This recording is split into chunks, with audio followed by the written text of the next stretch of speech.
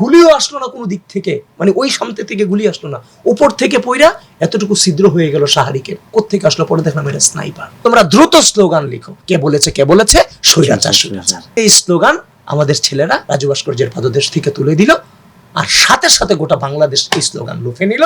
গোটা রাতের মধ্যে গোটা বাংলাদেশ ব্যাপী মানুষের মুখ দিয়ে বের হলো হাসিনা স্বৈরাচার। আপনি যে সব সমন্বয়কদের কথা বললেন যারা এখন এনসিপি করে, কর্তৃত্ব তারা দাবি করে। আমাদের রাজনীতির অভিজ্ঞতাটা আরো বেশি। এরা কি বললো সেটা তো আমি ফলো করতে যাব না। এদের যে টার্গেট ছিল, এদেরকে আমাদের টার্গেটে আমরা নিয়ে আসছি। এদের টার্গেট ছিল কোটা সংস্কার, এদের টার্গেট ছিল কোটা সংস্কারের মধ্যে দিয়ে ডাকসু নির্বাচন, আমাদের টার্গেট ছিল হোল রাষ্ট্র সংস্কার, হাসিনার পতন। যেখানে রক্ত ঝরছে, যেখানে লাশ পড়ছে, যেখানে সংগ্রাম চলছে, আমি ওই জায়গাটায় ছিলাম। আমি কোনো বাসায় বসে কাউকে নির্দেশনা দিয়ে গোটা দুনিয়া বদলে ফেলার পণে আমি ছিলাম না। আমি ছিলাম ডিরেক্ট রণাঙ্গনে। ওই মুহূর্তে একটাই সংগঠন ছিল যেটা হাসিনার চেয়ারকে চ্যালেঞ্জ করতে পারে, সেটা ছিল জাতীয়তাবাদী ছাত্রদল। জামাত ইসলামের বড় বড় নেতার সন্তানরা এমন ভাবে ঘৃণা ছড়াইছে আমার বিরুদ্ধে, যেটা আমি কল্পনাকে হার মানানোর মতো। নেশা করি, তারপর নারী নিয়ে পড়ে থাকি, অথচ আমি জীবনে একটা এখন পর্যন্ত ভাই ধূমপান করলাম না। তারেক রহমানের ব্যক্তিত্ব এত বিনয়ী, স্বাধীনতার 55 বছরে যেই পরিবর্তন হয় নাই, আমি বিশ্বাস করি আগামী 10 বছরে সেটা হবে। সুপ্রিয় দর্শক, আপনাদেরকে স্বাগত জানাচ্ছি বাংলা ভিশন পডকাস্টের একটি নতুন পর্বে।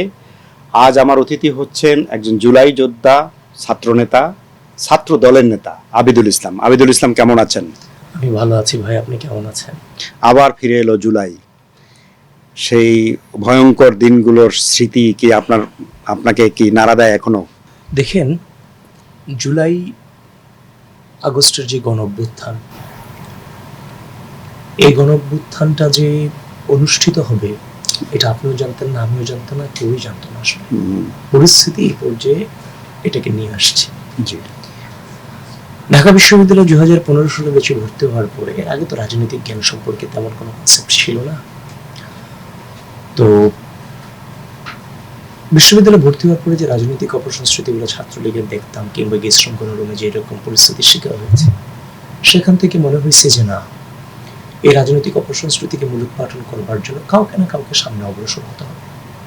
এখন আপনি বলতে পারেন যে আপনার দ্বারা রাজনৈতিক অপসংস্কৃতিকে মানে মূলোৎপাটন হয়ে যাবে, এই জন্য আপনি রাজনীতিতে চলে আসছেন, এটা কি সম্ভব? হ্যাঁ ভাই, হয়তোবা আমার দ্বারা সম্ভব না, কিন্তু এই আমার মতো অনেকে ইচ্ছা পোষণ করে রাজনীতিটা করেছে বলে ফ্যাসিস্টের আমলে এই গণঅভ্যুত্থানের ভিত্তিটা কিন্তু তৈরি হয়েছে। এই গণঅভ্যুত্থানের ভিত্তি কিন্তু 36 দিনের আন্দোলন না। এই আন্দোলনটা গত 17 বছরের ছোট ছোট যে আগুন, যে স্ফুলিঙ্গ, সেগুলো দাবানলের রূপে হচ্ছে জুলাই আগস্টের সময়টাতে। আমি হচ্ছে যে 2016 সাল থেকে 24 সাল পর্যন্ত এই রাজনীতি যে চর্চাটুকু বিশ্ববিদ্যালয় করেছে, আমি সবসময় বলি যে আমি ঢাকা বিশ্ববিদ্যালয়ে ভর্তি হওয়ার পরে ইন্টারমিডিয়েটে যে জ্ঞান নিয়ে বিশ্ববিদ্যালয়ে ভর্তি হয়েছি, আমি বের হওয়ার সময় হয়তোবা তার চেয়ে অনেক বেশি জ্ঞান নিয়ে আমি বেরোতে পারিনি, কিন্তু রাজনীতিতে আমার পিএইচডি অর্জন হয়েছে এই সময়টাতে। অনেক ঘাত প্রতিঘাতের মধ্যে দিয়ে অনেক ঘাত প্রতিঘাত, যেমন পারিবারিক, সামাজিক, রাজনৈতিক, অর্থনৈতিক। ভাই, এই রাজনীতিটাকে কে সমর্থন করত? পারিবারিক ভাবে প্রতিকূলতার শিকার হয়েছিল। আমি লাস্ট ধরেন অনেক বছর যাবৎ হচ্ছে যে আত্মীয় স্বজনের কোনো অনুষ্ঠানে আমি যাই নাই। কিরে আবিদ, কি করতেছস? এগুলো হবে, জীবনটা ভাবে নষ্ট করে দিলি, এই একটা পরিবার থেকে সবাই ভালো গেল, তুই এই পথে গেলি। মানে রাজনীতিকে নোংরামির সর্বোচ্চ লেভেল মনে করা হতো একটা সময়। আর আমি কেন রাজনীতি করতেছি বিরোধী দলের, এটা একটা আমার অপরাধ, এই দৃষ্টিকোণ থেকে দেখা হতো। একদিকে যেমন হাসিনা আমাদের রাজনৈতিক অধিকার না শুধু সকল অধিকার কেড়ে নিয়েছিল, একই সাথে তার এই আচরণের কারণে সমাজ, অর্থনীতি, সংস্কৃতি সব জায়গায় একটা ব্যাপক ইম্প্যাক্ট পড়েছিল। সব জায়গায় আমাদের একটা প্রতিকূলতা ছিল। এই যে দেখেন, বিশ্ববিদ্যালয়ে ভর্তি হওয়ার পরে first year, second year, third year একটা জৌলসময় জীবন থাকে ছেলে মেয়েদের, আনন্দ, এখানে ওইখানে যাওয়া, ড্রিমি লাইফ থাকে। তো ওই জায়গার মধ্যে দেখেন আমাদের তো এমনও দিন গেছে যখন থেকে 2018 সালে কোটা সংস্কার আন্দোলনের পরে একদম প্রকাশ্যে আন্দোলন করছিলাম সেই সময়টাতে। এরপর থেকে বিশ্ববিদ্যালয়ের শিক্ষক থেকে শুরু করে বন্ধু বান্ধব, এমন বন্ধু বান্ধব আছে যে বন্ধু বান্ধব এরপর আমাদের সাথে দাঁড়ায় ছবি তুলে নাই, কারণ এদের নাকি বিসিএস হবে না আমাদের সাথে যদি ঘোরাফেরা করে। এরা হলে থাকতে পারবে না যদি আমাদের সাথে ঘোরাফেরা করে। তাহলে চিন্তা করেন বিশ্ববিদ্যালয়ে ভর্তি হওয়ার পরে এমন একটা প্রতিকূল পরিস্থিতি আমাদেরকে অতিক্রম করতে হয়েছে। আমরা কিন্তু সার্কেল বাড়াইতে পারি নাই। আমরা যারা ছাত্রদল করছি এর বাইরে গিয়ে কিন্তু কোনো সার্কেল কিন্তু আমাদের ওই সময়ভাবে মিশতো না। আর বাস্তবতা যে এটা মানে আমাদের আলোচনাটা ছিল সবসময় রাজনীতি কেন্দ্রিক, তো সেখানে আইসা অন্য কেউ মিশাটা তার জন্য ডিফিকাল্ট হইতো। আমরা সবসময় চিন্তা করলাম হাসিনা কবে পড়বে, কিভাবে পড়বে, বিভিন্ন প্ল্যান প্রোগ্রাম করতাম, পড়ে গেলে আমরা কি কি করব এগুলোর প্ল্যান প্রোগ্রাম করতাম। আমি মাঝে মাঝে বলতাম যে হাসিনা যদি পড়ে যায় তাহলে আমি রাজপথে ঘুমাবো, এটা ছিল আমার স্বপ্ন। আমি 5 আগস্ট ঘুমাইছিও শাহবাগ থানার সামনে। তো এই ধরনের অনেক চিন্তাধারা আমাদের হতো। আমরা যখন বসতাম একসাথে আলোচনা করতাম, আলোচনা করে আমার বন্ধুদেরকে বলতাম, বন্ধু এমনি এমনি এভাবে এভাবে এভাবে এভাবে যাবো, দেখবি হাসিনা নাই হয়ে গেছে। মানে মনে হতো যে আমি এখানে বসে হাসিনার পতন করতেছি, ব্যাপারটা ছিল ওরকম। যতক্ষণ আলোচনায় থাকতাম মনে হচ্ছে একবার হাসিনার পতন হয়েছে, আবার যখন আলোচনায় বসতাম আজকে হাসিনার পতন হচ্ছে। এখন সবচেয়ে বড় কথা হচ্ছে যখন 2018 সালের নির্বাচন তো গেল, কিন্তু 2024 সালের নির্বাচনের পর তো মোটামুটি সবাই আশা হারাই ফেলছে এক প্রকার, যে কিচ্ছু হবে না।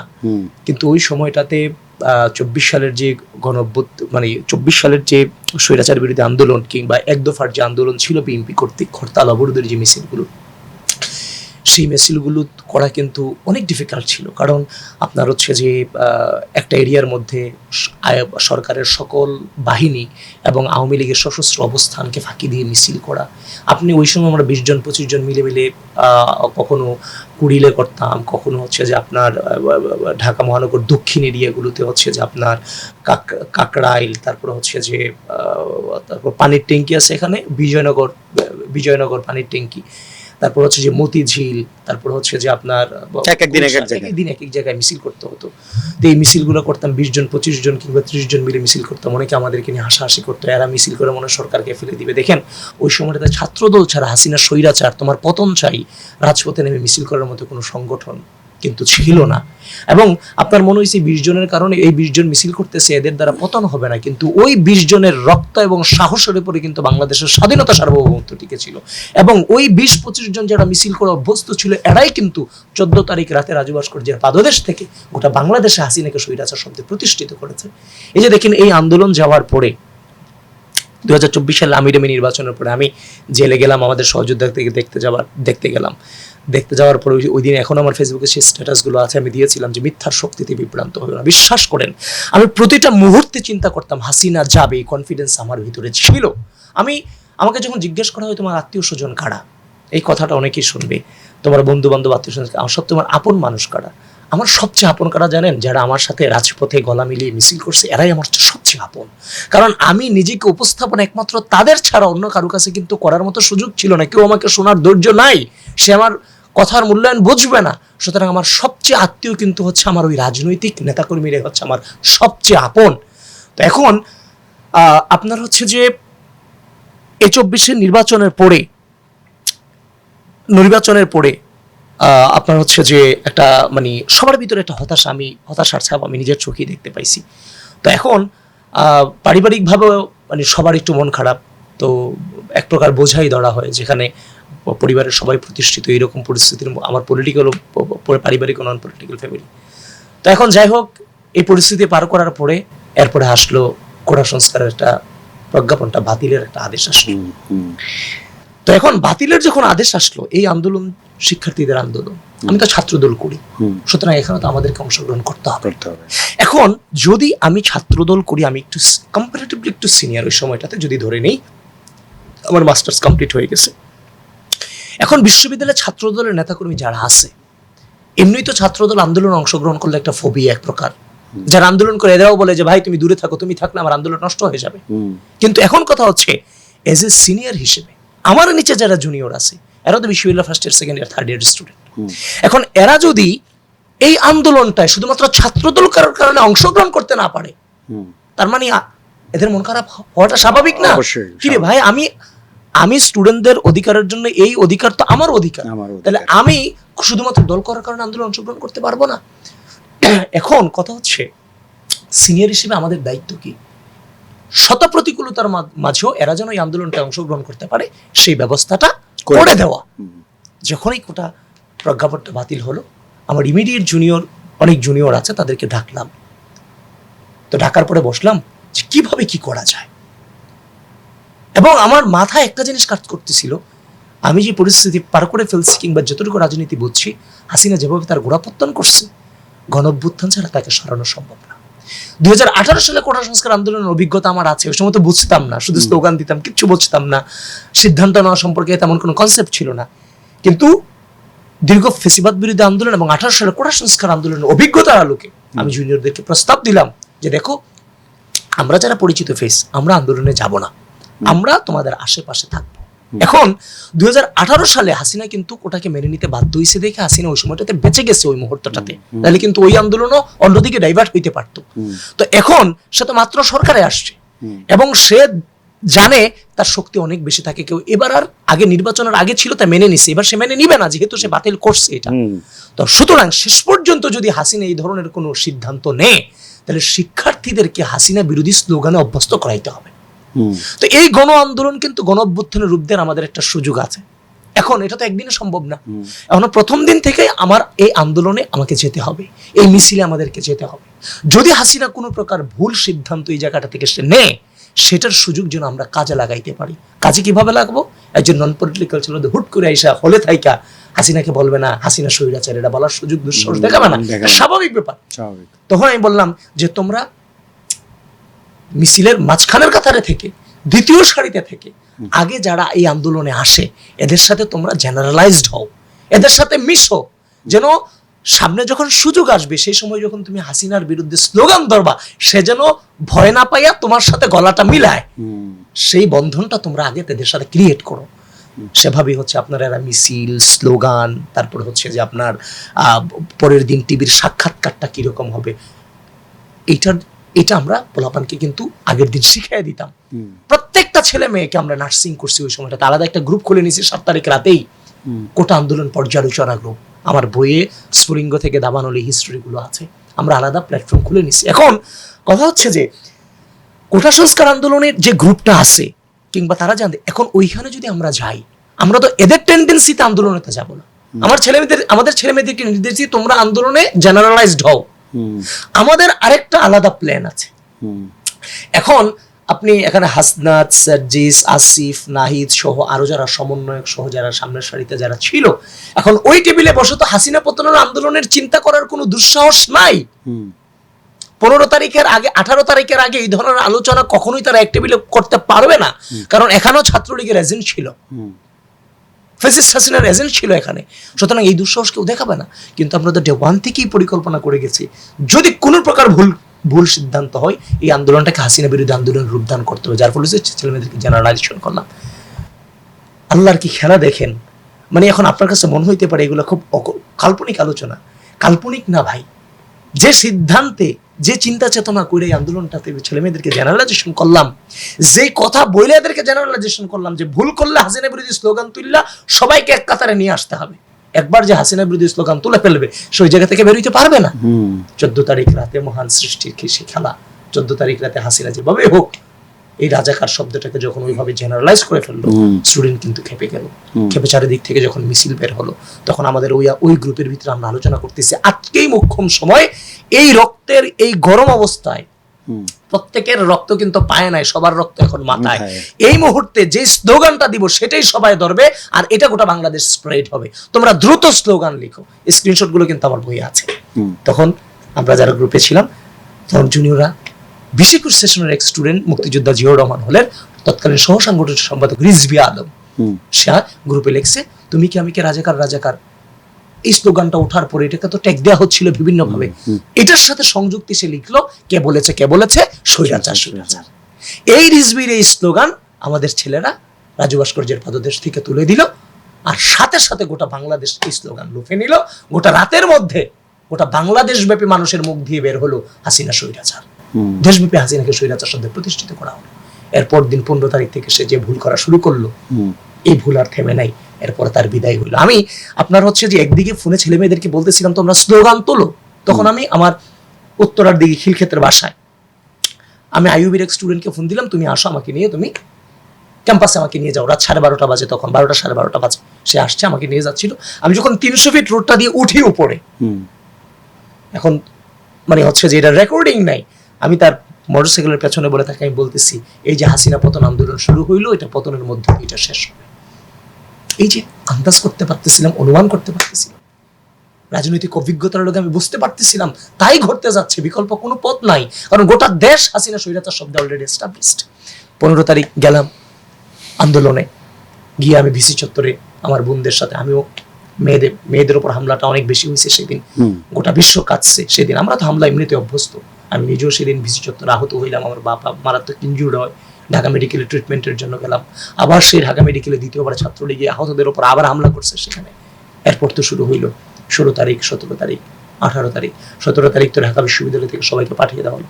আমি সবসময় একটা জিনিসকে, গণঅভ্যুত্থানের প্রতিটি স্মৃতিকে আমি মানে এতটাই মিস করি, এটা আসলে ভাষায় প্রকাশ করার মতো না। এই 16 তারিখ, বিশেষ করে 16 তারিখ রাত, 16 জুলাই রাত, 15 জুলাই রাত, ওই রাতগুলো কিন্তু আমাদের জন্য অনেক অনেক অসহনীয় বেদনার ছিল। কি করব আমরা, আমাদের একদিকে অস্ত্র, আরেকদিকে আমরা নিরস্ত্র, কি করব? আর এবার যে ঘটনা ঘটছে, এবার যদি একটু এদিক সেদিক হয়, আমাদের তো লাশটাও খুঁজে পাওয়া যাবে না, কিভাবে হবে? ওই সময়টাতে দেখবেন কেউ সিদ্ধান্ত নিতে পারতেছিল না কি হবে ওই সময়টাতে গোটা বাংলাদেশে। প্রকাশ্যে কোনো সিদ্ধান্ত, তখনও ডিডেট ঘোষণা আসে নাই, হাসিনা স্বৈরাচার এটা এস্টাবলিশড হয়েছে। তো ওই সময়টাতে দেখবেন রোকেয়া হল, তারপর হচ্ছে যে কুয়েত মৈত্রী হল, তারপর হচ্ছে যে সুফিয়া কামাল হল থেকে মেয়েরা রাতে গান গাইতো, মুক্তির মন্দির সোপানতলে কত প্রাণ হলো বলিদান। এই গানগুলো কিন্তু ভাই সেই রাতের আপনার হচ্ছে যে গোটা বাংলাদেশ না, আমি মনে করি গোটা দেশের প্রতিটা মানুষের সাহস ছিল ওই গানগুলো ভাই। একদিকে স্বৈরাচারের অস্ত্র, আরেকদিকে মেয়েদের গান। এই মেয়েরা যদি হলগেট মানে ছেলেদের তো আজকাজের রক্ত গরম, ঠিক আছে, সবকিছুর ব্যাপার স্যাপার থাকে, কিন্তু ছেলেদের সাথে মেয়েদের যে অ্যাড হওয়াটা, এটাই গণঅভ্যুত্থানের পরিপূর্ণতা দিচ্ছে ওই সময়টাতে, মানে পরিস্থিতিটা তৈরি করছে। 14 তারিখ রাতে যখন মেয়েরা বিভিন্ন রোকেয়া হল থেকে শুরু করে বিভিন্ন হলের গেট ভেঙে থালা বাটিতে চামচের শব্দ করে বেরিয়ে আসছে, ভাই এই স্মৃতিগুলো তো ভোলার না। এগুলোই তো গোটা বাংলাদেশের মানুষকে পুনরুজ্জীবিত করছে এবং সাহস যোগাইছে ওই মুহূর্তগুলোতে। তো এরপরে হচ্ছে যে আপনার 18 তারিখ গেল, আর মানে 17 তারিখ চলে গেল, আমার পায়ের অবস্থা তো ভয়াবহ ছিল। আমি 17 তারিখ এই পানিয়েই 16 তারিখ বেরিয়েছে, 15 তারিখ আমাদের এই পানিয়েই 16 তারিখ বেরিয়েছে সিএনজি নিয়ে, কিন্তু আমি শহীদ মিনারে সেদিন ঢুকতে পারি নাই। পায়ের ব্যথা বিকেলের দিকে আরো বেড়ে গেল। যেভাবে আমি আশেপাশে অনেক চেষ্টা করলাম, ছাত্রলীগের সশস্ত্র অবস্থার কারণে এরা আগে ঢুকে গেছিল, পরে আর আমি ঢুকতে পারি নাই। কিন্তু এই পুরো এলাকাটাতে ঘুরতেছিলাম, এর মাঝখানে শুনলাম যে আবু সঈদ মারা গেল, তারপর হচ্ছে যে ওয়াসিম আকরাম মারা গেল। এরপরে তো আর আন্দোলন পরিপূর্ণভাবে সেদিন 16 তারিখ হচ্ছে যে 16 তারিখে ঘটনা ঘটার পরে বিএনপি চেয়ারম্যান জনাব তারেক রহমান সেই সময়টাতে ঘোষণা দিল, দেশ রক্ষায় মানুষ রক্ষায় এই মুহূর্তের একমাত্র স্লোগান দফা এক দাবি, খুনি হাসিনার পদত্যাগ। এখন আপনি যাই বলেন ভাই, এখানে সামনের কাতারে অনেক নেতৃত্ব আছে, কিন্তু এ যেমন আমিও তেমন, সামনের সাঁতারের নেতারা যারা আছে এর যেমন অনুভূতি, অথচ আমাদের রাজনীতির অভিজ্ঞতাটা আরো বেশি। সেই জায়গা থেকে এরা কি বললো সেটা তো আমি ফলো করতে যাবো না। আমি ফলো করতে যাচ্ছি আমি একটা পার্টি করি, আমার পার্টির মনোভাবটা কি, আমার পার্টিকে আমি বুঝাইতে পারতেছি কিনা, এটা আমার কাছে ফ্যাক্টর। আচ্ছা, আমি বুঝতে পারলাম যে তারেক রহমান সেই ঘোষণা আসলো। হ্যাঁ, আমি গণঅভ্যুত্থানে যদি ধরেন এভাবে একটা স্পেসিফিক তো বলা যায় না, আপনার ছাত্র দলের অংশীদারিত্ব কতটুকু, যদি আমরা এই যে ছাত্র দলের অংশীদারিত্বের কথাই তো ভাই আমি বলতেছি, যে দেখেন একদিকে জেনারেল স্টুডেন্ট আন্দোলন করতেছে, আরেকদিকে একজন জেনারেল স্টুডেন্টের পক্ষে আন্দোলনে অংশগ্রহণ করা যতটা সহজ, ছাত্রদের আন্দোলনে অংশগ্রহণ করা ততটাই কঠিন। সেই কঠিনটাকে কত প্রক্রিয়ার মধ্য দিয়ে সহজ করলাম সেটা তো আপনি বলছেন, এবং এই টার্গেটেই কিন্তু আমরা আন্দোলনে ইনভলভ হয়েছি ডে ওয়ান থেকে। আমার এই প্রশ্ন এখন প্রশ্ন আসতে পারে, আপনাকে কি আগেই তার ডে ওয়ান থেকেই তারেক রহমান বলে দিছে? না, তারেক রহমানের দায়িত্ব তো ডে ওয়ান থেকে বলে দেওয়া না। আমি সংগঠন যেহেতু করতেছি, আমি ছাত্র দল করতেছি, আমি আমার এরিয়াতে কি ঘটনা চলতেছে সেটা আমি অনুমান করতে পারি, সেটা আমি বুঝি। যেহেতু আমি সংগঠনের দায়িত্বে আছি, তার মানে কিছুটা হলেও প্রজ্ঞা আমার আছে দেখে তো সংগঠন আমাকে দায়িত্ব দিছে। সুতরাং ওই মুহূর্তে কি সিদ্ধান্ত নিতে হবে সেটা যদি আমি নিতে না পারি, তাহলে আমার সংগঠন করার কোনো প্রয়োজন পড়ে না। আমার যে দায়িত্ব আমার নিচের লেভেল থেকে করা উচিত, সেটা করার পরেই কিন্তু 16 তারিখ পর্যন্ত আসছে। আসার পরেই পার্টি সিদ্ধান্ত নিছে যে হ্যাঁ এই আন্দোলন স্টিক ডে ওয়ান থেকে তো আমাদের আছে, এবং এই জুনিয়র লেভেলের ছেলে মেয়েদের যে দায়িত্ব সেই দায়িত্ব এরা 16 তারিখ পর্যন্ত পালন করে দিছে, এবার দায়িত্ব সিনিয়রদের, এরপর 18 তারিখ থেকে দায়িত্ব চলে গেল। কিন্তু আমরা দেখছি যারা আপনি যেসব সমন্বয়কদের কথা বললেন যারা এখন এনসিপি করে তারাই তো জুলাইয়ের মানে পরিপূর্ণ ভাগীদার বা কৃতিত্ব তারা দাবি করে। দেখেন তারা 90% করছে, আপনারা করছেন 10%। ভাই দেখেন বাস্তবতা যেটা, এরা তো সংগঠন ছিল না, এরা সংগঠন ছিল না। আর বড় কথা হচ্ছে যে আমার যে বিএনপি গোটা দেশব্যাপী নেতা কর্মী, আমি তো তাদের ঢাকে নেমে পড়িনি। গণঅভ্যুত্থানের ভিত্তি তো আমাদের উপর বিগত দীর্ঘ 17 বছরে বিরোধী রাজনৈতিক নেতাকর্মীদের নিপীড়নের মধ্য দিয়ে ভিত্তি তৈরি হয়েছে, এবং আমার সংগঠন সরাসরি ইনভলভমেন্ট হওয়ার কারণে তো আমি এই দুঃসাহস করতে পারছি। দেওয়ান থেকে আমার প্রতি সমর্থন ছিল বলেই তো এই আন্দোলনে আমি অংশগ্রহণ করেছি। এদের যে টার্গেট ছিল, এদেরকে আমাদের টার্গেটে আমরা নিয়ে আসছি।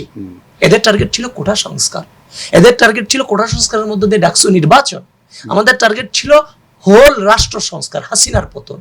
এই টার্গেট কার ছিল? আমাদের ছিল। এদেরকে আমাদের প্লেনে আনতে বাধ্য করছি পরিস্থিতি মধ্য দিয়ে।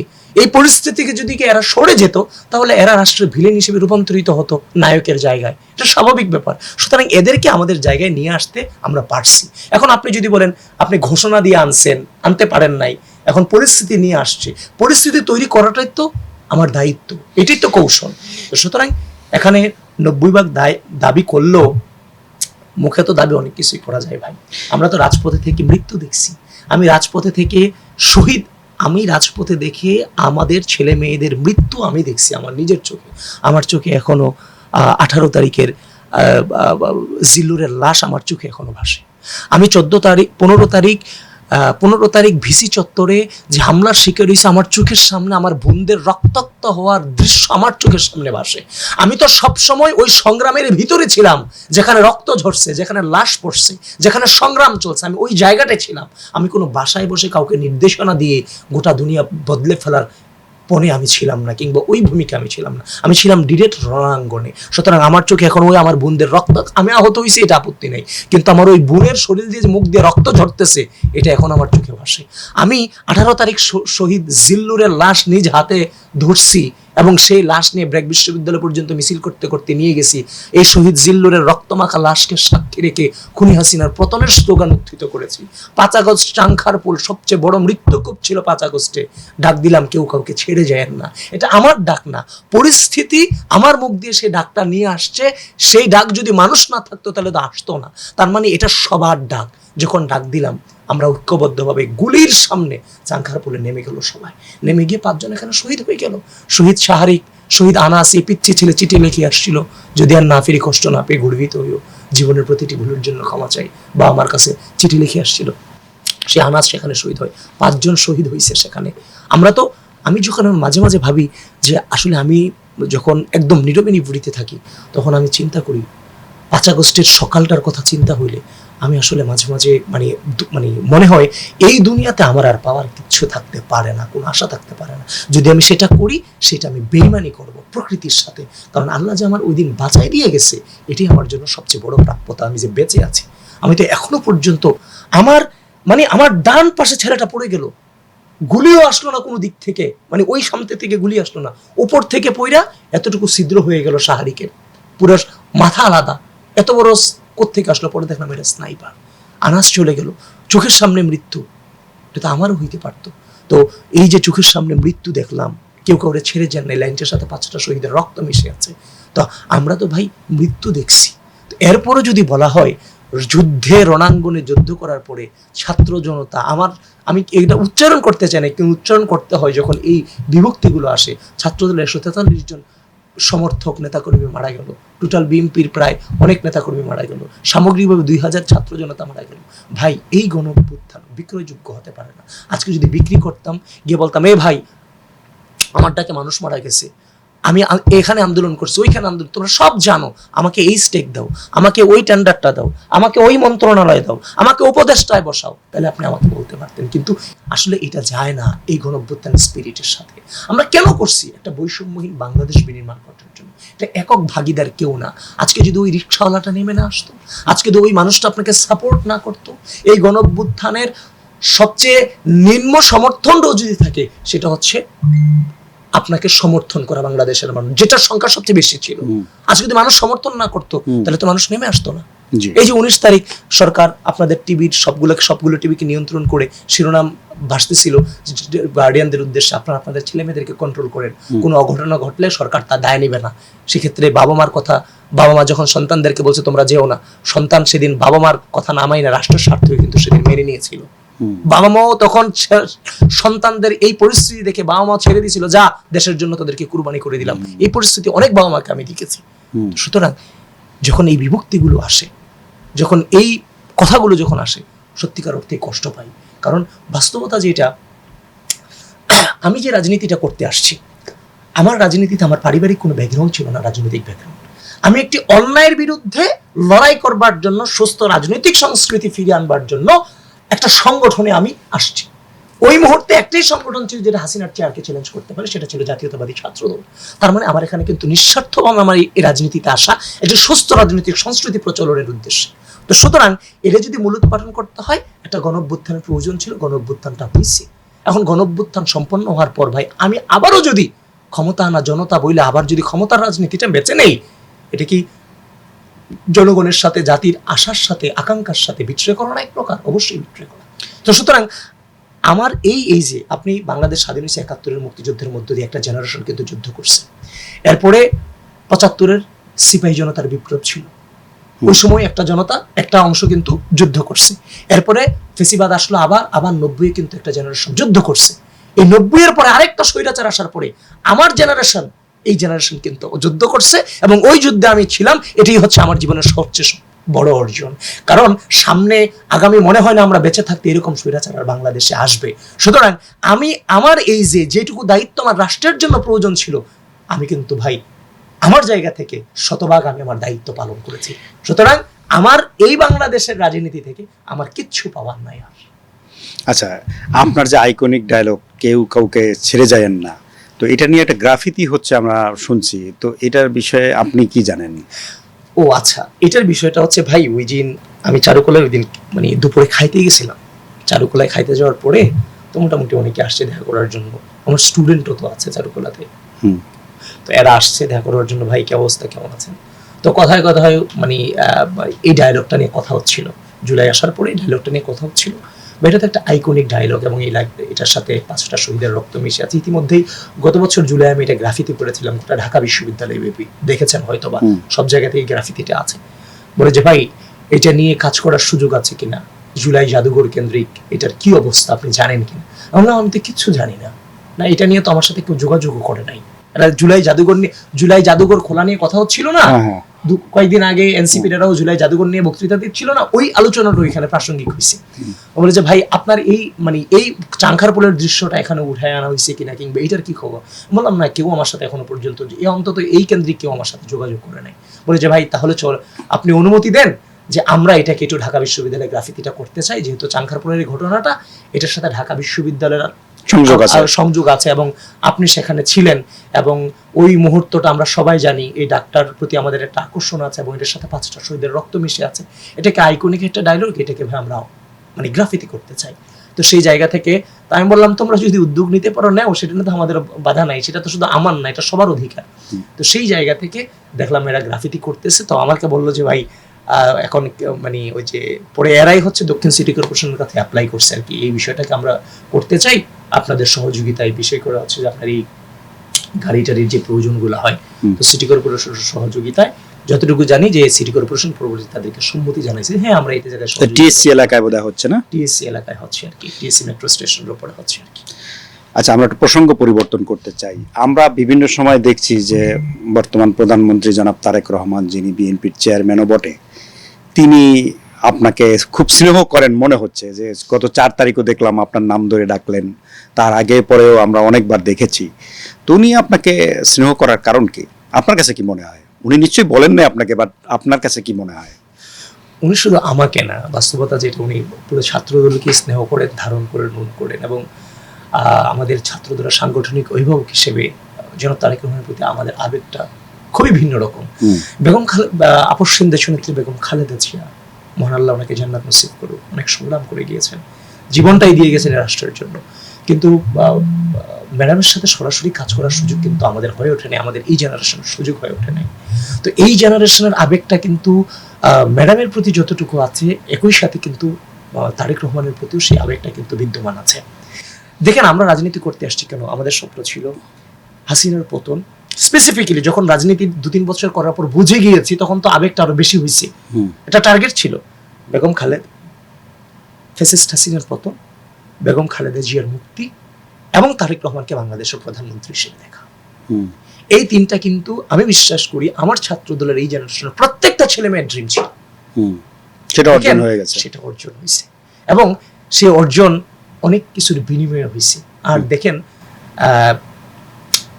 5 আগস্ট পরবর্তী সময়ে কিছু এই যে কিছু মুহূর্ত, আমার কিছু মুহূর্ত, তারপর হচ্ছে যে এই যে এত কিছু মানে অনেক মুহূর্ত আছে। আমি যে বইটা লিখেছি আপনি দেখেন, ওই বইটার কিন্তু ডে 1 থেকে এন্ডিং পর্যন্ত, মানে স্টার্টিং টু এন্ডিং, একটা বই আপনি কখন লিখতে পারবেন? আপনি 3 দিনের ঘটনা দিয়ে একটা বই লিখতে পারবেন না, আপনি 5 দিনের ঘটনা দিয়ে একটা বই লিখতে পারবেন না। আপনি যখন স্টার্টিং টু এন্ডিং একটা ঘটনার সাথে ইনভলভ থাকবেন, তখনই কিন্তু আপনি একটা বই লিখতে পারবেন, কিন্তু হিস্ট্রিটা তুলে আনতে পারবেন। আমি কিন্তু এই ডে 1 থেকে আক্তার, আমার বন্ধু আক্তার এখন সংসদ সদস্য, এই যে মাহফুজ আলম সাবেক উপদেষ্টা ছিল, আসিফ মাহমুদ, এদেরকে বিশেষ করে মাহফুজ এবং আক্তারের সাথে আমার কমিউনিকেশনটা রেগুলার ছিল, আসিফ মাহমুদের সাথে কিছুটা ছিল। আমি কিন্তু ডে 1 থেকে আক্তারের সাথে সম্পৃক্ত ছিলাম এই আন্দোলনকে। ডে 1 মানে ডে 1 বলতে 9 জুনের আন্দোলনের পরে 1 জুলাই আন্দোলন শুরু হওয়ার আগে আক্তারের সাথে আমরা ধরেন একটা মানে অলিখিত ডিল হয়েছে যে আমরা এই আন্দোলনে যাব, একজন আরেকজনের কাছে সহযোগিতা করব। তাহলে এই যে দেখেন, ডে 1 থেকে স্টার্টিং টু এন্ডিং পর্যন্ত আন্দোলনে থাকার পরে এবং এই গণঅভ্যুত্থানের গুরুত্বপূর্ণ কিছু আইকনিক মোমেন্টে আমার সম্পৃক্ততা ছিল, থাকার পরেও বিজয় আসার পরে কিন্তু আমি সরে বাসায় গেছি। বাসায় ফিরে গিয়ে আবার রাজপথের রাজনীতিতে ফিরে আসছি গণতন্ত্র পুনরুদ্ধারের জন্য। আমি আমার সর্বোচ্চ সততা মেনটেন করে চলেছি। এরপরে পরিস্থিতি মোকাবেলা করার জন্য ডাকসু নির্বাচন আসলো। সেই ডাকসু নির্বাচনও নিজের জায়গা থেকে যতটুকু প্রয়োজন চেষ্টা করেছি, সর্বোচ্চটুকু চেষ্টা করেছি। কিন্তু বাস্তবতা হচ্ছে ডাকসু নির্বাচনের পূর্বে কিংবা এই হাসিনা পতনের পূর্বে জামায়াত শিবিরের যে মানে অংশগ্রহণটা, সেটা কিন্তু রাজপথে ছিল না, অনলাইন কেন্দ্রিক ছিল। তো আমরা কিন্তু রাজপথের সংগ্রামের পরে ভাই আইসা যে অনলাইন চালাবো, সেই সুযোগ কিন্তু আমাদের ছিল না। আলাদা করে পেজ ক্রিয়েট করব, বট ফোর্স তৈরি করব, এই সুযোগ কিন্তু আমাদের ছিল না। তো যে পেজগুলো থেকে বিএনপি চেয়ারম্যান তারেক রহমান, বেগম খালেদা জিয়া, বিএনপির আহত নেতাকর্মীদেরকে ঘটনা ঘটার পরে যে পেজগুলো দিয়ে সিম্পাথি গেইন করে এখানে কিন্তু সকল ধরনের অডিয়েন্সকে গ্যাদার করা হয়েছে। এই পেজগুলো থেকে 5 আগস্ট পরবর্তী সময় আমাদের নামে নানান ধরনের ব্যাশিং করা হয়েছে। এবং আমি আমার ডাকসু নির্বাচনের সময় এই যে জামাত ইসলামের বড় বড় যে নেতারা ছিলেন, যাদেরকে অপরাধে ফ্যাসিস্ট হাসিনা বিভিন্ন ধরনের সাজায় তাদেরকে দণ্ডিত করেছেন, ওই সময়টাতে তাদের পরিবার, তাদের সন্তানরা কিন্তু গোটা বাংলাদেশের একটা সিম্পাথি, অনেকের সিম্পাথি পাইছে। সিম্পাথি পাওয়ার মধ্যে তারা কিন্তু ফলোয়ার্স গেইন করছে অনেক বেশি। ওই অথেন্টিক আইডি গুলো পর্যন্ত এই ডাকসু নির্বাচনে আমার নামে গুজব ছড়াইছে। এমন জামাত ইসলামের বড় বড় নেতার সন্তানরা তারা তাদের ফলোয়ার্সদেরকে এমনভাবে ঘৃণা ছড়াইছে আমার বিরুদ্ধে, যেটা আমি কল্পনা করে হার মানানোর মতো। এমন অনেক পোস্ট আমি পরবর্তীতে দেখতে পেয়েছি। পেজগুলো থেকে পর্যন্ত আমার নামে নানান ধরনের গুজব ছড়াইছে। তো আমার যে রাজনৈতিক ব্যাকগ্রাউন্ড, এই ব্যাকগ্রাউন্ডকে রাজনৈতিকভাবে মোকাবেলা করতে ব্যর্থ হয়ে না পেরে আমার নামে যত ধরনের নেগেটিভ ইম্প্যাক্ট ছড়ানো যায়। এই যে দেখেন, আমি নাকি সারাদিন হচ্ছে যে নেশা করি, তারপর নারী নিয়ে পড়ে থাকি, নানান ধরনের পেজ থেকে বটফোর্স থেকে এগুলো তৈরি করেছে। অথচ আমি জীবনে এখন পর্যন্ত ভাই ধূমপান করলাম না, নর্মাল সিগারেটই খাইলাম। তাহলে আমাকে কিভাবে উপস্থাপন করা হয়েছে সমাজে? এইভাবে আপনি যখন 100 পেজ দিয়ে উপস্থাপন করবেন, তখন মানুষ বিশ্বাস করতে বাধ্য। কারণ আমার তো এমন 100 পেজ নাই যে আমি কাউন্টার নেগেটিভ তৈরি করব। আর এই ডাকসু নির্বাচনের 13 দিনের নির্বাচন আমার পক্ষে এটা সম্ভবও ছিল না। তো সুতরাং এই একটা যুদ্ধ অতিক্রম করার পরে অন্তত মানে যারা রাষ্ট্রের দায়িত্বশীল ব্যক্তি, তারা অত্যন্ত জানে আমাদের সংগ্রামটা কোন লেভেলের ছিল। তো সেই জায়গা থেকে মানে একটা সংগ্রাম, এই সংগ্রামের পরে ডাকসু নির্বাচনের পরে জাতীয় নির্বাচন আসলো। জাতীয় নির্বাচন আমাকে বলা হয়তো আমি যেখানে ভোট চাইতে যাই সেখানে 50,000 ভোট নাকি কমে যায়, নানান ধরনের নেগেটিভ ছড়া হয়েছে, কিন্তু আমি থেমে থাকিনি। আমি আমার সাধ্য অনুযায়ী গোটা বাংলাদেশ আমি ঘুরে বেড়াইছি। আলহামদুলিল্লাহ ইম্প্যাক্টও পড়ছে অনেক বেশি। তো সামগ্রিকভাবে জাতীয় নির্বাচন কমপ্লিট হয়েছে। সুতরাং আমি আমার চ্যালেঞ্জে সব জায়গাতেই সফলতা অর্জন করছি আলহামদুলিল্লাহ। তো সামগ্রিক কিছু মিলাইয়া শুধু আমাকে না, চেয়ারম্যান সবাইকে স্নেহ করে এবং ছাত্র দলের যারা সিনিয়র আছে সবাই, আমরা যারা জুনিয়র আছে আমাদেরকে সবাই স্নেহ করি, এটুকুই আমি বুঝি আর কি। আচ্ছা, উনি তো সবার নাম নেন নাই, আবিদুল ইসলাম সহ আর দুই একটা নাম উনি নিয়েছেন, এতে আপনি ঈর্ষার শিকার হচ্ছেন না কারো কারো কাছ থেকে, কোনো ভাই মহল থেকে? ভাই এগুলো খুব বিব্রতকর প্রশ্ন ভাই, এগুলোর কোনো উত্তর হয় না। এগুলা আমি এটা চিন্তা করতে যাচ্ছি না যে কোনো ঈর্ষান্বিত হচ্ছে কিনা, যাচ্ছি কিনা, এগুলো চিন্তা করতে যাচ্ছি না। বাস্তবতা যেটা, আমাদের জেনারেশন থেকে কেউ না কেউ তো মানে আমাদের এই জেনারেশন থেকে তো বাস্তবতা বলতে রাষ্ট্রকে নেতৃত্ব দিচ্ছে। অলরেডি অন্তর্বর্তীকালীন সরকারের সময় নেতৃত্ব দেওয়া হয়েছে, এখন পর্যন্ত নেতৃত্ব দিচ্ছে। সুতরাং আমাদের ছাত্রদল তো আমাদের এই জেনারেশনকে সামনে নিয়ে আসতে হবে ধীরে ধীরে। সুতরাং এখানে তো জেনারেশন ক্রিয়েট করতে হবে। তো সেই জায়গা থেকে প্রতিটা স্তরের জেনারেশনকেই চেয়ারম্যান গুরুত্ব দিচ্ছে বলে আমি মনে করি, এবং তিনি ওইভাবেই প্রত্যেককে স্নেহ করেন। আর এখন ওই ঈর্ষার ব্যাপার, এটার ব্যাপার, ওইটার ব্যাপার, এগুলো আমি আসলে চিন্তা করতে যাই না। চিন্তা করতে গেলে হয়তো এরকম অ্যান্সার আমি খুঁজে পেতাম।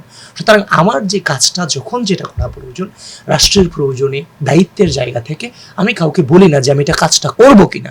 আমার যখন যেটা মনে হয়, আমি আমার সিদ্ধান্ত নেওয়ার ক্ষেত্রে আমি অলওয়েজ মানে দৃঢ়চেতা দৃঢ় থাকি, দৃঢ়তা অনুভব করি। আমি আমার যে কাজ, সে কাজ আমি রেগুলার করে যাচ্ছি। সুতরাং কে কি ভাবলো, কে কি চিন্তা করলো, কোন গসিপ কে করলো, এগুলা নিয়ে চিন্তা করার সময়টুকু আসলে আমি পাই না অন্তত। আচ্ছা, আরেকটা বিষয়ে আলোচনায় আছে যে ছাত্র দলের নতুন কমিটি আসছে, হয়তো আগস্ট সেপ্টেম্বরের মধ্যেই হয়তো নতুন পূর্ণাঙ্গ কমিটি আসবে। অনেকেই আশা করছেন যে আপনিও সেই কমিটিতে গুরুত্বপূর্ণ কোনো একটা পদে থাকবেন। তো আপনার প্রত্যাশা কি, এবং আপনি যদি কোনো গুরুত্বপূর্ণ দায়িত্ব পান, ছাত্র দলকে আপনি ভবিষ্যতে কিভাবে দেখতে চান বা কিভাবে সাজাতে চান? দেখেন নাবিল ভাই, আমি যেটা বিশ্বাস করি সেটা হচ্ছে যে পদ পদবী কোনো মানুষকে মহান বানাতে পারে না, কিন্তু কোনো মানুষ যদি তার দায়িত্ব যথাযথ পালন করতে পারে, সেটার মধ্য দিয়ে পদ অলংকৃত হয়। আমি সেই নীতিতে বিশ্বাস করি। আমি আমার যে ছোট্ট জায়গা আছে, আমি যেখানে দায়িত্ব পালন করতেছি, গণঅভ্যুত্থানের সময় আমি কবি মদিনার ছাত্র দলের সিনিয়র ভাইস প্রেসিডেন্ট ছিলাম, একটা হলের সিনিয়র ভাইস প্রেসিডেন্ট ছিলাম, অন্য কোনো পদ কিন্তু আমার ছিল না। সুতরাং আমি আমার জায়গা থেকে ডে ওয়ান থেকে ছেলে মেয়েদেরকে সুসংগঠিত করা, এই আন্দোলনে যাওয়া, প্রাথমিক পর্যায়ে আন্দোলনকে এক দফায় ত্বরান্বিত করবার জন্য যত ধরনের পদক্ষেপ নেওয়া দরকার, আমাকে কিন্তু কেউ বলে দেয় নাই যে আবিদ তুমি আজকে এখানে যাও, তুমি ওখানে যাও। আমি পরিস্থিতি অনুযায়ী সেই সিদ্ধান্তগুলো নিছি এবং আমি আমার কাজ কমপ্লিট করছি। ঠিক একই সাথে গণঅভ্যুত্থান পরবর্তী সময় বিশ্ববিদ্যালয় কমিটি বর্ধিত হইল, সেখানে আমি জয়েন্ট সেক্রেটারি হলাম। সেখান থেকে আমি আমার যতটুকু দায়িত্ব পালন করা দরকার, গণঅভ্যুত্থানকে সামগ্রিকীকরণ, ছাত্রদলের ইতিহাসকে যথাযথভাবে লিখে আনা, সবাইকে এই আন্দোলনের যে অংশীদার, এই যে দেখেন আমি ছাড়াও তো, আমি যখন ভাই যেতে পারিনি আন্দোলনের ফ্রন্ট লাইনে, তখন তো ছাত্রদলের জুনিয়র ছেলে মেয়েগুলো কিন্তু এই আন্দোলনকে জেনারেলাইজেশন করে স্বৈরাচার স্লোগানটা কিন্তু জুনিয়র ছেলে মেয়েরা তুলেছে। তো সুতরাং এই যে আজকে আমাদের সিনিয়রদের যেমন ভূমিকা ছিল, এই গণঅভ্যুত্থানে অসংখ্য ছোট ছোট ছেলে মেয়েদের ভূমিকার কারণে কিন্তু গণঅভ্যুত্থানের রূপ নিছে, যার ফলশ্রুতিতে তাদেরও কিন্তু এক প্রকার ভূমিকা ছিল। সুতরাং এই লেখার মধ্য দিয়ে কিন্তু আমি প্রত্যেকের স্টেকটাকে তুলে নিয়ে আসছি, যেটা হয়তো বা হারাই যেত যদি আমি লিপিবদ্ধ না করতাম। আমি আমার জায়গা থেকে যতটুকু চেষ্টা করে গিয়েছি। পরবর্তীতে ডাকসু নির্বাচনের সময় আসলো, পার্টি কিংবা সংগঠন আমাকে দায়িত্ব দিল, আমি আমার দায়িত্ব আমার জায়গা থেকে যতটুকু সম্ভব আমি চেষ্টা করে গিয়েছি। এখনো পর্যন্ত জাতীয় নির্বাচন আসলো, আমি আমার জায়গা থেকে ডাকসুর পরবর্তী সময়ে জাতীয় নির্বাচনের জন্য ডাকসুর ইম্প্যাক্টটা না পড়ে, যেই পরিস্থিতি তৈরি করা হয়েছিল অনলাইনে, যে জরিপ করা হচ্ছিল যে ডাকসুর মতোই ঘটনা ঘটবে, ডাকসুর ইম্প্যাক্ট পড়বে, সেটা যেন না পড়ে, ডাকসুর পরপর কিন্তু আমি ভেঙে পড়িনি। আমি আমার আত্মবিশ্বাসের জায়গা থেকে সেই ইম্প্যাক্ট যেন কেউ না পড়ে, সেই জায়গা থেকে আমি আমার জায়গা থেকে দায়িত্ব পালন করে গিয়েছি, এখনো পর্যন্ত দায়িত্ব পালন করে যাচ্ছি। সুতরাং পার্টি আমাকে যেখানে কমফোর্ট মনে করবে, পার্টি মনে করবে, সেখানে আমি দায়িত্ব পালন করব। কারণ আজকে আবিদ এখানে আপনার সামনে বসে কথা বলতেছে, ব্যক্তি আবিদের রাজনৈতিক কোনো ব্যাকগ্রাউন্ড থেকে উঠে আসে নাই। এই ছেলেটা, আমি আবিদ শুধুমাত্র জাতীয়তাবাদী ছাত্রদলকে ধারণ করে আজকে আবিদে রূপান্তরিত হয়েছি। সুতরাং আজকে যদি আবিদ না হইতাম, তাহলে আজকে যদি ছাত্রদল না করতাম, তাহলে আজকের যে রাজনৈতিক অভিজ্ঞতা, আন্দোলনকে এক দফায় ত্বরান্বিত করা, জেনারেলাইজেশন করা, যে রাজনীতির যে গ্রামার, সেগুলো সম্পর্কে আমার কোনো কনসেপ্টই থাকতো না। সুতরাং সংগঠন যেহেতু আবিদ বানাইছে, সুতরাং এই আবিদকে সংগঠন এবং পার্টি যে জায়গায় রাখতে চায়, সেই জায়গা থেকে আমি আমার দায়িত্ব পালন করবার জন্য প্রস্তুত। সুতরাং কোনো পদ পদবি হয়তো বা আপনাকে একটা কমান্ডের সক্ষমতা দিতে পারে, কিন্তু সিদ্ধান্ত নিতে পারাটা এবং সংগঠনকে অলংকৃত করতে পারাটাই হচ্ছে গুরুত্বপূর্ণ। পদকে অলংকৃত করতে পারাটাই হচ্ছে গুরুত্বপূর্ণ। সুতরাং যেখানে দিবে সেখান থেকে কাজ করার জন্য প্রস্তুত আছি। কারণ আমার তো এমন না যে আমাকে এটা হতেই হবে, না হইলে আমার রাজনীতি থাকবে না, এটা তো না। পরিস্থিতির মোকাবেলা করাটাই হচ্ছে আমি মনে করি রাজনীতি যথাযথভাবে। আচ্ছা, গতকালের একটা বিষয় আপনার প্রতিক্রিয়া জানতে চাচ্ছি যে এনসিপির সমাবেশে যে ককটেল বিস্ফোরণের ঘটনা ঘটেছে, এটা এই মুহূর্তে দেশের সবচেয়ে আলোচিত ইস্যু।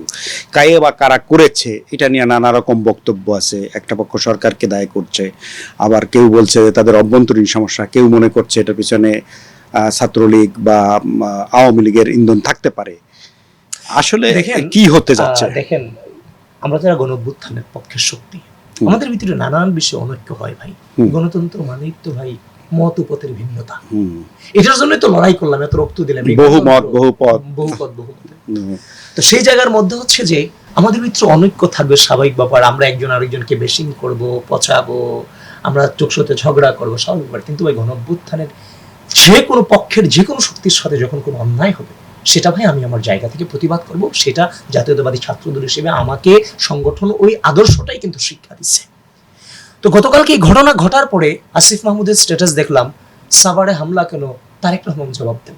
আচ্ছা, বিএনপি ঠেকা পড়ছে এই মুহূর্তে ওই জায়গার ভিতরে এই ধরনের ঘটনা ঘটানো, এবং হয়তোবা সে জায়গা থেকে বলতে পারে যে সে নিরাপত্তা দিতে পারে নাই। এখন আপনারা প্রোগ্রাম করতেছেন, আপনাদের নিজেদের মধ্য থেকে যদি এই ধরনের ঘটনা ঘটার সম্ভাবনা থাকে কিংবা ঘটে, এটার নিরাপত্তা সরকার কিভাবে দিবে? তো সেই জায়গা থেকে আপনাদের উচিত ছিল এই ঘটনার অবশ্যই নিন্দনীয়, কারণ এনসিপিতে তো লাস্ট সময়টাতে আওয়ামী লীগের অনেকেই এনসিপিতে জয়েন করছে। এরা যেন এনসিপির ভিতরে আইসা আওয়ামী লীগের এজেন্ডা বাস্তবায়ন করে দেশে অস্থিতিশীল পরিবেশ তৈরি করবে তার নিশ্চয় থাকি। সেই জায়গা থেকে তাদেরকে বলবো, অন্যায় করে থাকলে সরকারকে দায়টা না দিয়ে আইনের আশ্রয়ে তুলে দিতে আপনারা সরকারকে সহযোগিতা করেন। আমি তাদের প্রতি এই আবেদনটা থাকবে।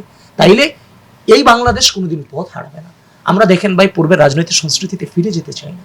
যেই অভিজ্ঞতা হয়েছে, যে বাজে অভিজ্ঞতা ওই সময়টাতে, এই বাজে অভিজ্ঞতা থেকে আসার পরে স্বাধীনতা অর্জন করলাম, স্বাধীনতা রক্ষা করার দায়িত্ব আমাদের জীবনে যে দায়িত্ব পালন করা দরকার বাংলাদেশের প্রশ্ন, সেটা কিন্তু করছি। রাজনীতিতে আমার আর কোনো ইচ্ছা নাই, পাওয়ারও কিছু নাই। এখন আপনি যদি আমাকে রাজনীতিকে বিদায় দিয়ে দিতে চান, আমি আমার দায়িত্ব পালন করছি, বিদায় দিয়ে দিতে পারেন। কিন্তু আমরা এই রাষ্ট্রটাতে স্বাধীনতা অর্জন করার পরে আমি কার হাতে দিয়ে চলে যাব?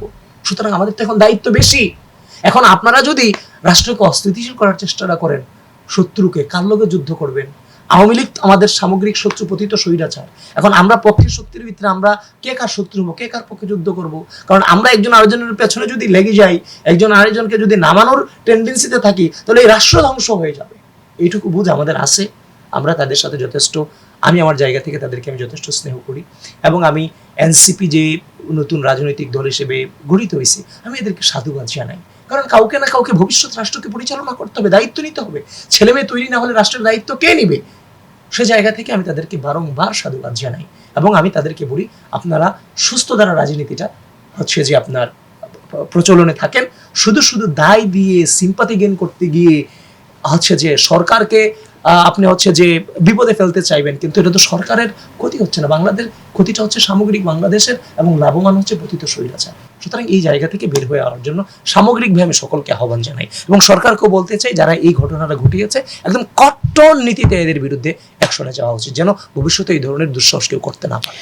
আচ্ছা, শেষ করতে চাই, শেষ প্রশ্ন আপনার কাছে, সেটা হচ্ছে মাননীয় প্রধানমন্ত্রী তারেক রহমান যে একটা পরিবর্তন চাচ্ছেন, এটা দেশের মানুষ এখন বিশ্বাস করে, ওনার বডি ল্যাঙ্গুয়েজ, ওনার কর্মকাণ্ডেতে এটা প্রতিষ্ঠিত। কিন্তু ছাত্র দল, যুব দল, স্বেচ্ছাসেবক দল, ইভেন বিএনপি, তৃণমূলে অনেক রকম কথাবার্তা শোনা যায়, অভিযোগ আর কি, যেগুলো গতানুগতিক অভিযোগ।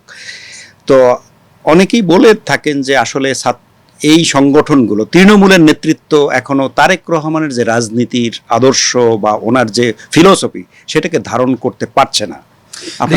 দেখেন তৃণমূলের কথা যে বললেন ধারণ করতে পারছে না, দেখেন এই তৃণমূলই সবচেয়ে বেশি মাইর খাইছে, জেলে গেছে, ঘুম হইছে, খুন হইছে, এই তারেক রহমানকে ধারণ করি। যে রাজনৈতিক সংস্কৃতিতে গোটা বাংলাদেশ গত 20টা বছর ছিল, কিংবা বাংলাদেশ সংস্কৃতিতে এরকম ছিল, বিএনপির নেতাকর্মীরা যে লেভেলের ক্ষতিগ্রস্ত হয়েছে, এই ক্ষতিগ্রস্ত হওয়ার পরে যে ধরনের একটা মবক্রেসির শিকার হয়েছে সোশ্যাল মিডিয়ার মধ্যে দিয়ে, সেটা তবে অস্বীকার করতে পারবেন না ভাই। এখন অনেকে উপলব্ধি করতেছে ভাই, এখন অনেকে উপলব্ধি করতেছে যে আমাদেরকে বিভিন্ন ভাবে আমাদের একসাথে 200, 300, 1000 পেজ থেকে ছাত্রদল বিএনপির বিরুদ্ধে বিভিন্ন নেগেটিভ ছড়াইয়া মানে মানুষকে ভুল বুঝাইতে এরা হচ্ছে যে আপনার সফল হয়েছে, এটা এখন অনেকেই বিশ্বাস করে। এখন তারেক রহমান ওই এলাকা কেন্দ্রিক যে ঘটনাগুলো ঘটে, আমার যে বাড়ি ভাই, এই বাড়ি তো এখনো দখলকৃত পরিস্থিতি আছে। আওয়ামী লীগ দখল করাই দিচ্ছে আরেকজনকে টাকা খাইয়া। এটা তো আমি এখনো দখল করতে যাই না, গিয়ে বলবেন যে আবিদ দখল করতে চলে আসছে। তো বিগত 17 বছর তো আমাদের দোকানপাট, বাসা বাড়ি সবই দখল করে নিয়েছে আওয়ামী লীগের এবং সাঙ্গপাঙ্গ আশেপাশে যারা আছে। ওইটা নিতে যাওয়ার পরে কিন্তু আমাদের বিরুদ্ধে বদনাম হয়েছে, কিংবা বদনাম ছড়াইছে, ন্যারেটিভ ছড়াইছে কে। তো সুতরাং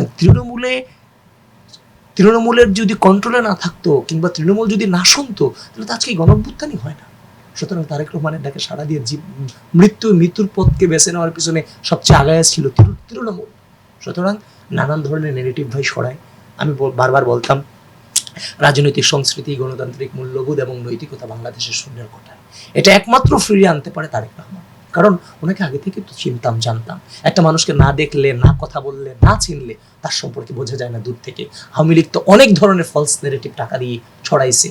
অনেক সাংবাদিকরা ওইটার জন্য দুঃখ প্রকাশ করছে, পরবর্তীতে ক্ষমা চাইছে এক প্রকার। তো জনাব তারেক রহমান, উনি এত বড় একটা জানাজা দেখেছেন তার বাবার, তারপর উনি জানাজা দেখলেন মায়ের। ওটা বাংলাদেশটা তার বাবা এবং মায়ের।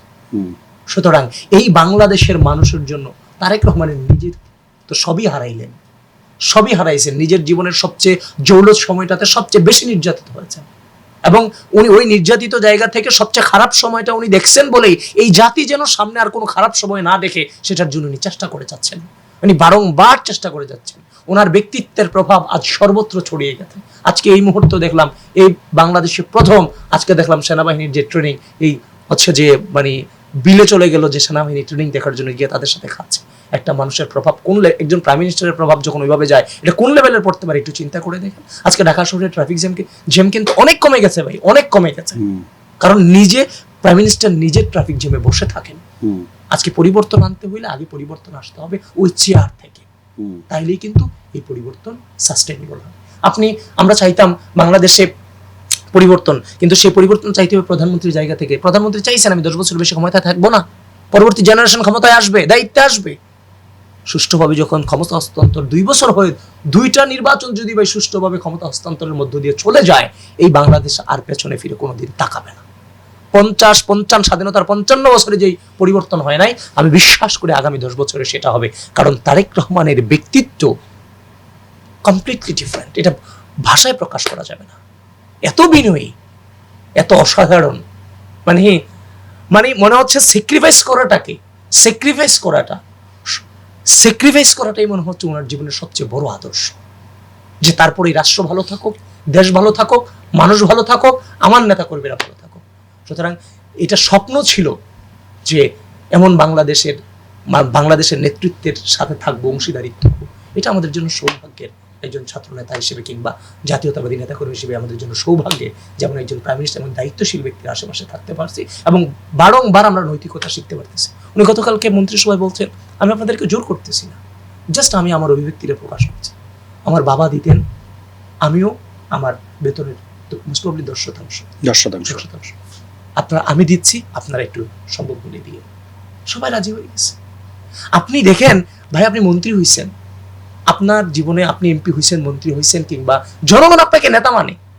আমি বিশ্বাস করি আপনার আলাদা বাড়ির দরকার নাই, আলাদা গাড়ির দরকার নাই, আলাদা রেস্টুরেন্টের দরকার নাই, আলাদা ব্যবসার প্রয়োজন নাই ভাই। কারণ বাংলাদেশের প্রতিটা ঘরই হবে আপনার ঘর।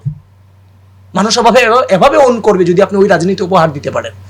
সুতরাং আপনার কিছুটা স্যাক্রিফাইসের বিনিময়ে যদি আপনার গরিব শ্রেণীগুলো ভালো থাকে, আপনার যেগুলো কিছু মানুষ যদি স্বাবলম্বী হয়ে যায়, এটা তো সামগ্রিক রাষ্ট্রের উন্নয়ন। বাংলাদেশ ভালো থাকলেই তো এদেশে বসবাস করে আপনি মানসিকভাবে ভালো থাকবেন। কারণ আপনি অট্টালিকাতে থাকেন, আপনার অনেক সম্পদ, আপনি বের হইলে এখানে রাস্তায় শুয়ে আছে মানুষ, ওইখানে একজন মানুষ ভিক্ষুক দাঁড়ায় আছে, ভিক্ষা করতেছে, ওইখানে একজন মানুষ খাইতে পারতেছে না। তো আপনি অট্টালিকা থেকে আপনি এখানে থাকতেছেন, সেগুলো তারা, আপনি এই দেশে বসবাস করতেছেন, আপনি মানসিকভাবে শান্তিতে থাকেন কি করে?